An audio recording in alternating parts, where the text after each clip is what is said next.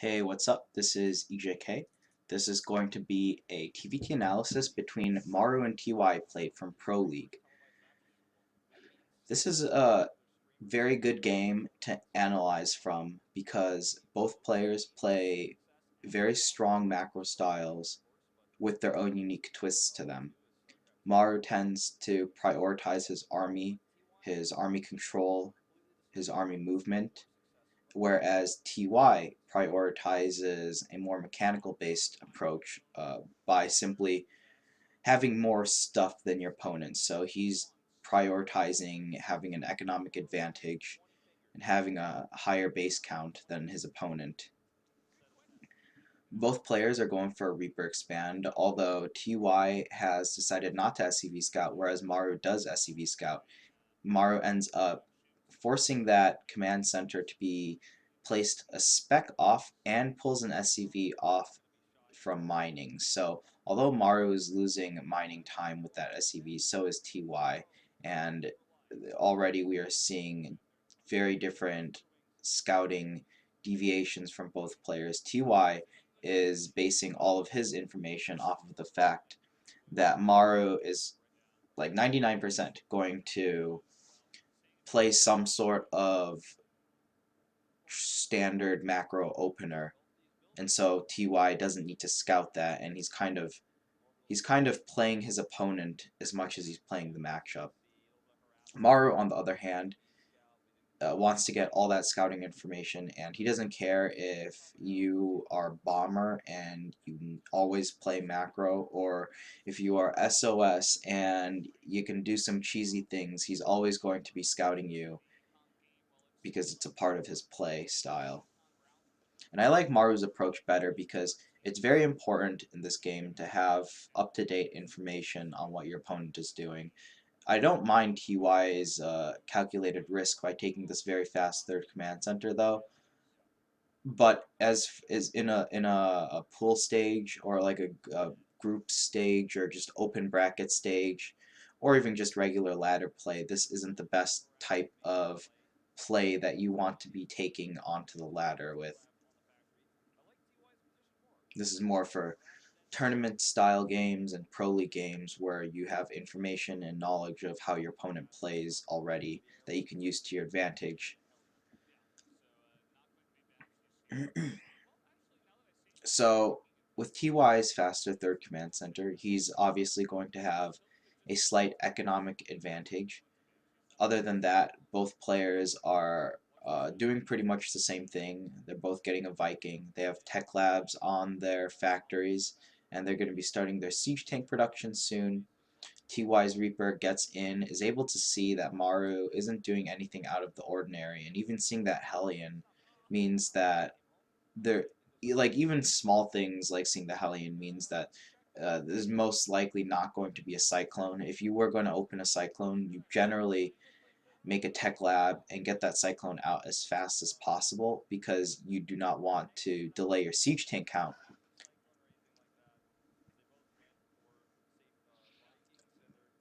Maru is going for a slightly faster stim than TY, whereas TY is going for a higher marine count because he's going to be doing a marine tank drop against Maru in a little bit. So not only is TY not only does he have an economic advantage right now, he also kind of has an army advantage because a lot of Maru's tech, or a lot of Maru's money, I should say, is going into his tech and not his army right now.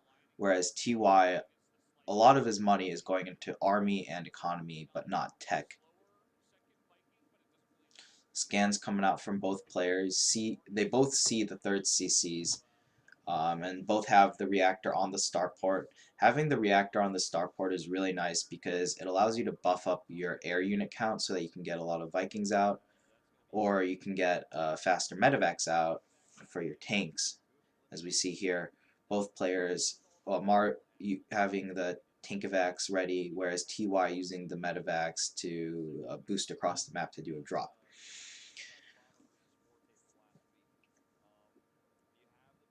Maru's Vikings are pretty aggressively positioned because he scouted or he scanned, I should say, the third base of TY, so he knows that he doesn't need his Vikings at home, and he's also building up his Viking count as well, so that lets him have the Vikings out of position slightly to try to catch something, and to still have Vikings at home to defend against Medevacs or Banshees or Liberators or whatever.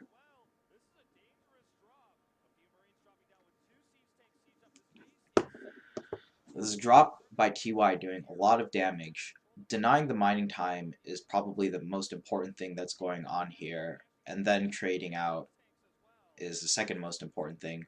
The TY tried to leapfrog his tanks farther away so that he could deal more damage. However, Maru was able to shut down the medevac micro with his Vikings. And TY, I like what he was thinking, trying to use the Vikings to pick off stuff with his drop, but he overextends and he didn't see how many Vikings Maru had, or if Maru kept making Vikings or not, and Maru ended up making more Vikings, and having the defender's advantage, he's able to win the Viking war and come out with a higher Viking count. So before TY lost all those Vikings, he was in a pretty good position, but losing those Vikings now makes it basically an even game. Maru's upgrades are also significantly faster than TY's by a full 50%. TY has emphasized unit production, and since he already had the existing infrastructure in place, because he was pumping out the Marines and tanks to do that initial medevac drop, his upgrades, or his money wasn't his money to build the production or to build the tech and further production and economy, basically all the non-basic army things you have at the beginning of the game is delayed compared to Maru's. So that's why Maru's double ebays are faster. If TY chose to have double ebays as fast as Maru's, it wouldn't have been great for him because he wouldn't have had a very big. It would have cut into his army too much to make the upgrades matter. This small medevac drop sneaking in is really great for Maru, or from TY, denying even more mining time. So we see TY's macro style differing from Maru's, where Maru's focusing more on his army, which is evident from his faster upgrading. TY is focusing more on economic harassment and economic advantages based off of all of the aggression and harassment TY has done thus far. We see that TY also has 2 sensor towers up slightly before Maru did, and he also has a depot at the edge of the sensor tower that's protecting the natural to check any doom drops coming that way. So taking those extra precautionary measures against the doom drops is very important in this matchup. Doom drops can still catch you off guard. It's no longer it's something you have to set up for, but it's still very strong if you set up for it properly. And right now, we don't see it immediately on the screen, but TY is breaking down the fourth base rocks, whereas Maru is not, because Maru is going to be expanding to the aggressive fourth base location, and I'll get into that later about how that ties into Maru's game plan. So TY was just doing a little bit of harassment there. A little bit of miss micro costs him his Vikings, and his siege tanks are forced to retreat. Not the biggest deal in the world, just slightly unfavorable engages for TY that he didn't want to take. He's already starting his fourth base, and by starting I mean he's already moving it to the fourth base location, and he's starting a planetary, and continuing to do these drops, still finding ways to do a good amount of damage. I'm not really a fan of Maru having the siege tanks there, because only having a single siege tank, we see how fast it's taken out. Both of those siege tanks were taken out by a cluster of 3 to 4 Marines, and Maru's pushing right now. He's not really able to get much done. TY's fourth base was out way too fast though. The one thing that TY did here was he overextended. So I don't mind TY doing the double medevac drop into the main and into the natural and doing some damage there, and I also don't mind him trying to take a faster fourth base. But what I do have a problem with is him trying to do both things at the same time, because now he's going to lose his fourth base because he didn't have enough of an army to force Maru out of that area so that he could safely secure his fourth base. If Maru or if TY had his entire army here and Maru only had a portion of his army, then TY would have been easily able to clean up Maru's army over here.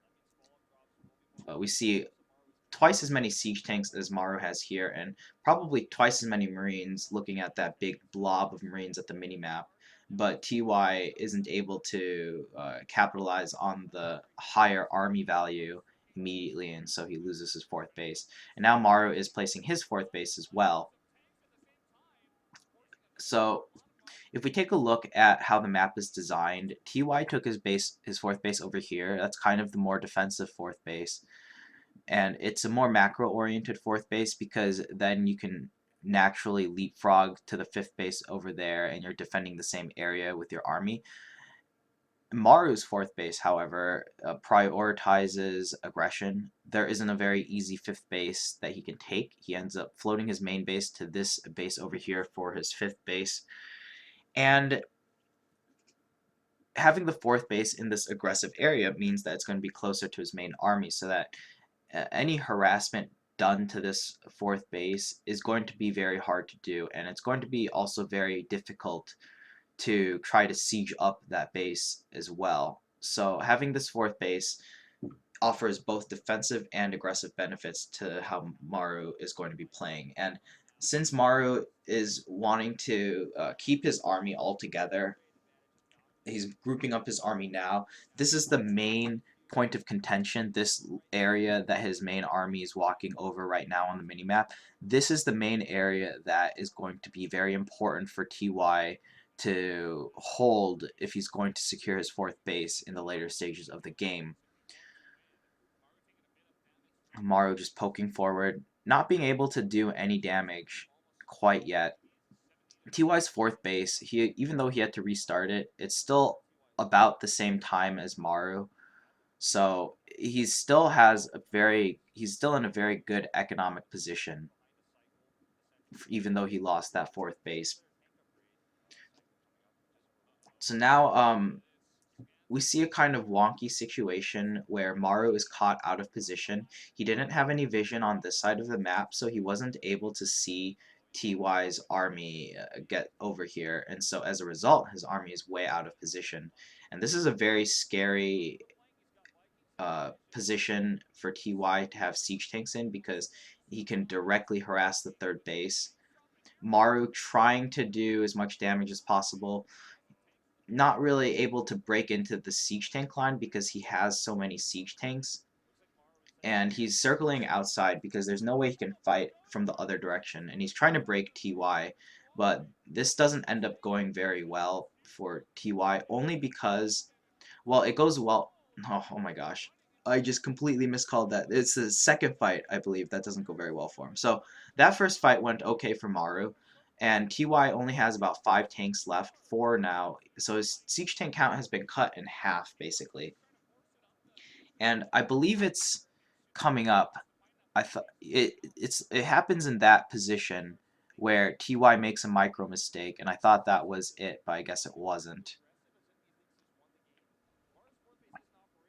Okay, I guess it wasn't now. It was later on. Oh, I think it might have been later on during the base trade. TY isn't able to, like, he can't force down that planetary fortress with that amount of Marines, so he decides to back off and instead use this Marine drop to try to gain an economic lead and force more lost mining time, which he's been doing a lot throughout this entire game tomorrow to some varying degrees of success. Now we see that Maru was out of position. His army now has to reposition at this fourth base and to try to mount a defense. What's going on right now, though, the reason why Maru is able to kind of regain some positioning and push TY back is because TY ended up, let's see. So this is a very important micro error that TY made, one of many that ends up costing him the games. If we see his siege tank line, it's a very drawn out line. In other words, the siege tanks aren't all together, they're all staggered, so they're not all going to be shooting at the same time. And what this lets Maru do is it lets him drop all his siege tanks at once, so he's able to get off a lot more volleys than TY, and so he's able to one-shot tanks and marines, whereas TY, only having 2 to 3 tanks grouped together and shooting at once, I believe you need +1 vehicle weapons to 3-shot tanks, otherwise it's 4-shotting, and you need 3 shots to 1-shot marines as well. So Maru attacking with the full force of his tanks, whereas TY was only using a handful of his tanks and had to reposition his, means that TY has to give up that area on the high ground. And so Maru is able to kind of force TY back. This drop doing a good amount of damage, but TY isn't able to micro it well enough to get more SCB kills. He ends up kind of leaving them alone, and the refinery takes a lot of damage, but I don't think Maru is really concerned about the refinery burning down. So now that TY has backed off from the 4th base, Maru recognizes that it's safe, both the Vikings being shot down closer to TY's 4th base than where Maru's army is, suggests that TY's army isn't in the area, because if it was, then the Vikings would have seen it instead of just a handful of Marines. And then Maru also scans and he sees a big part of TY's army in this kind of an area. So Maru now groups up his entire army, and he's going to be mounting a full-fledged assault on TY's 4th base. But first, he knows that TY is at his 4th base, so Maru ends up going into the 3rd base to start the attack. And what this does is it forces TY's siege tanks to his 3rd base. And so now TY is kind of out of position of his 4th base. There's only 2 tanks and a handful of marines defending it. Maru doesn't immediately attack that. What he does is, so what he ends up doing is he loaded up a medevac right here in the range of the sensor tower after he scanned the 5th base. And what's important here, the scan at the 5th base, the reason why it's important is because if we take a look at the position of Maru's army, okay, so on the minimap, we see Maru's army is kind of in the middle of the map. It's about equidistance from the 4th base and the 5th base. So scanning the 5th base over here tells Maru that he needs to send something over there to deny it. And depending on how early it is, like if it's already a PF and it's been mining for a while, then he would probably send his entire army to that location to handle the base. But since it's TY's natural base and it's an orbital command center, Maru ends up just sending 1 medevac. We see that little ping, and that's Maru loading up 1 medevac worth of marines in the range of the sensor tower to send to the 5th base. So we see right there. Ching. And then Maru ends up regrouping his army and also getting out of the range of the sensor tower. Now, what TY does here is a big mistake, and it's only a mistake. There's nothing else to it, because on the minimap we see the single marine of TY right here. So TY knows that Maru's army is in this area next to TY's 4th base. And what TY ends up doing is he ends up moving his entire main army to the right-hand side of the map, opposite to where Maru's army is. So this attack, which shouldn't have caught TY with his pants down, catches him with his pants down. And now Maru has a very good position on TY's 4th base, and TY is forced to base trade, which isn't the worst thing in the world because TY still has his 5th base established. So it's essentially it's a very even economic game, although Maru did just float over his main command center to the 5th base, and it's mining now, so he's going to be taking a small economic advantage shortly. What happens in this base trade, though, TY makes some micro mistakes. He ends up staggering his siege tanks. So this attack initially had 6 siege tanks. There are 2 siege tanks at the 3rd base or outside of the third base on the low ground, completely by themselves, and then there's 4 tanks here. The rest of the tanks are grouped together. So the initial 2 tanks over here, they literally just got cleaned up for free. And now TY ends up leaving 2 more tanks by themselves, and they get cleaned up for free. And now TY is in the scenario where he has a very good position, but he can no longer hold it against Maru's superior siege tank count because TY only has 2 out of the 6 siege tanks left. If he had all 6 of his siege tanks on the high ground, Maru would not have been able to stim up like that with his Marines. They would have all been obliterated very, very fast. But instead, since TY only had 2 siege tanks, he wasn't able to hold that position, and as a result, he was forced to back off. And I think this is the turning point in the game, because now Maru has 2 bases, whereas TY only has 1 mining base right now. And it's not even a full mining base either. It's not even fully saturated. So that was probably the game, like where the game was decided, and from here on out, Maru just has to close the game out. He has a better economy, and that's all that really matters at this point in the game. When you have a significantly, like, twice as large of an economy as your opponent, you can slowly trade away, like we see Maru do here. So what he does is he knows he has an economic advantage, so he doesn't need to trade armies immediately. What he's looking for are picking off small amounts of units with his higher siege tank count.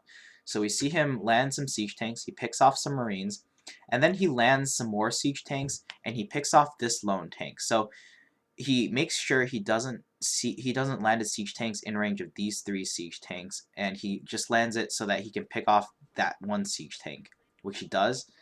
And then he has air control, which is nice. So TY is forced to back off, and Maru is able to slowly creep forward, which is great by him. And now Maru is able to slowly work his way up to where he's starting to directly hit TY's base. TY doing another drop to try to delay mining. So now they're on even economies. And Maru still has a very big siege tank count here, so he can still continue the push very slowly. And what ends up happening is Maru takes a good position. So this is a very good position to take, just right there, right here. Yep, so now he's in range of the mineral patches, and he also gets some good shots off on those Marines as well. And without wanting to overextend, Maru ends up backing up.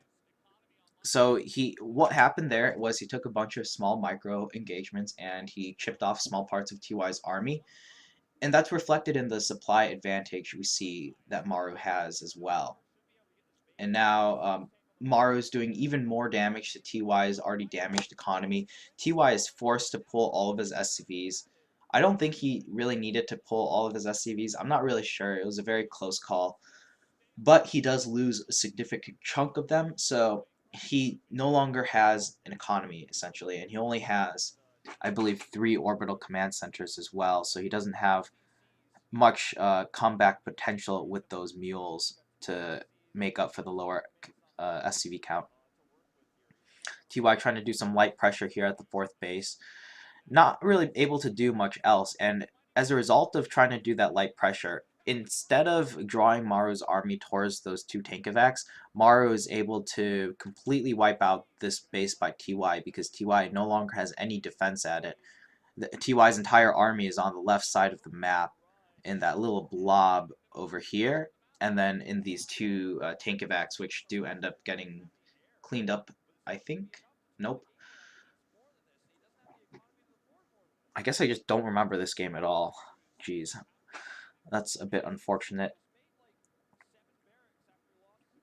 But this game is coming to a close. TY is trying to ambitiously take this gold base. Very questionable decision by him.